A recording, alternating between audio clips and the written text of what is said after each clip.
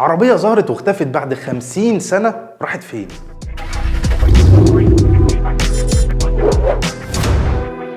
ده بالظبط اللي حصل لجورج ميتشل. جورج كان رجل اعمال في لوس انجلوس، وفي 1957 قرر جورج ان هو يشتري عربيه شيفورليه بيل اير، واللي كانت وقتها عربيه فخمه جدا ونادر ان حد يشتريها. وبعد سنه واحده يصحى من النوم يلاقيها اختفت، ويفضل يدور عليها لكن العربيه اتبخرت وما عادش حد يلاقيها. وتفضل الحكايه كل كام سنه تتفتح لحد ما يعدي عليها 50 سنه، وفي 2007 ترجع القصه تتفتح تاني. والمره دي مش بس كلام، لا دي هتكون اغرب حاجه ممكن تسمعها. العربيه لقوها تاني مع واحد مش معروف كده واسمه لويس. بس المفاجاه اللي بجد ان العربيه زي ما هي من 50 سنه ما حصلهاش اي حاجه، ده حتى الورق والحاجات اللي كانت فيها زي ما هي. وبعد ما لقوا العربيه يبعتوها لمركز الابحاث الجنائيه في ولايه كاليفورنيا، وفعلا كانت هي بتاعت جورج. وفي 2008 اتباعت بمبلغ ضخم جدا في مزاد لشخص غير معروف. يعني تخيل بعد 50 سنه تلاقي عربيتك اللي اتسرقت زي ما هي ولسه متحافظ عليها، لا وفجاه تبقى مليونير. ده بقى المعنى الحرفي للزهر لما يلعب معاك. قول لي بقى امتى الزهر لعب معاك انت كمان؟